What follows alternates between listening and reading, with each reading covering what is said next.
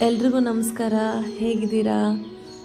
2025 ಬಂದು ಆಯಿತು, ಜನವರಿ ತಿಂಗಳು ಮುಗ್ದು ಹೋಯಿತು, ಫೆಬ್ರವರಿಗೆ ಕಾಲಿಟ್ಟು ಆಯಿತು. ಫೆಬ್ರವರಿ ಅಂದರೆ ನಮ್ಮ ಎಲ್ರಿಗೂ ನೆನಪಾಗೋದು ವ್ಯಾಲೆಂಟೈನ್ಸ್ ಡೇ.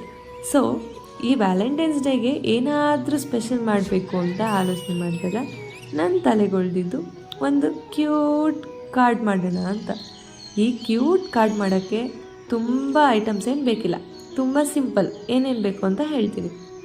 ಒಂದು ಸ್ವಲ್ಪ ತಿಕ್ ಆಗಿರೋ ಕಾರ್ಡ್ಬೋರ್ಡು, ಎಂಬ್ರಾಯ್ಡ್ರಿ ಥ್ರೆಡ್ಡು, ಸೂಜಿ ಹಾಗೂ ಒಂದು ಚಿಕ್ಕ ಮಾರ್ಕರ್, ಇಷ್ಟಿದ್ರೆ ಸಾಕು. ಈಗ ಪ್ರೊಸೀಜರ್ ಹೇಳ್ತೀನಿ. ಸ್ವಲ್ಪ ತಿಕ್ಕಾಗಿರೋ ಕಾರ್ಡ್ಬೋರ್ಡ್ನ 14x9 ಸೆಂಟಿಮೀಟರ್ ಕಟ್ ಮಾಡ್ಕೋಬೇಕು. ಇದ್ರ ಮೇಲೆ ಒಂದು ಚಿಕ್ಕದಾಗಿ ಕ್ಯೂಟಾಗಿ ಹಾರ್ಟ್ ಮಾಡ್ಕೋಬೇಕು. ಆ ಹಾರ್ಟ್ ಮೇಲೆ ಸೂಜಿ ಸಹಾಯದಿಂದ ಔಟ್ಲೈನ್ಗೆ ಹೋಲ್ಸ್ ಮಾಡ್ಕೋಬೇಕು.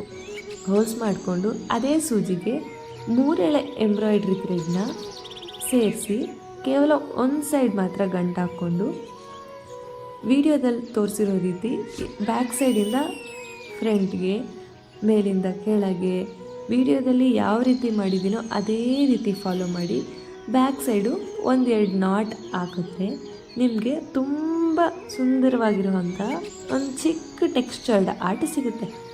ಹೀಗೆ ಬಿಟ್ಟರೆ ತುಂಬ ಸಿಂಪಲ್ ಆಗುತ್ತೆ, ವ್ಯಾಲೆಂಟೈನ್ಸ್ ಡೇಗೆ ಅಷ್ಟು ಸೂಟ್ ಆಗೋಲ್ಲ. ಸೊ ಏನಾದರೂ ಮಾಡೋಣ ಅಂದರೆ ನನಗೆ ನೆನಪು ಬಂದಿದ್ದು, ಸಾಂಗ್ ಪ್ಲೇ ಮಾಡಬೇಕಾದ್ರೆ ಹೇಗಿರುತ್ತೆ ಸ್ಕ್ರೀನ್, ಅದೇ ರೀತಿ ಮಾಡೋಣ ಅಂತ.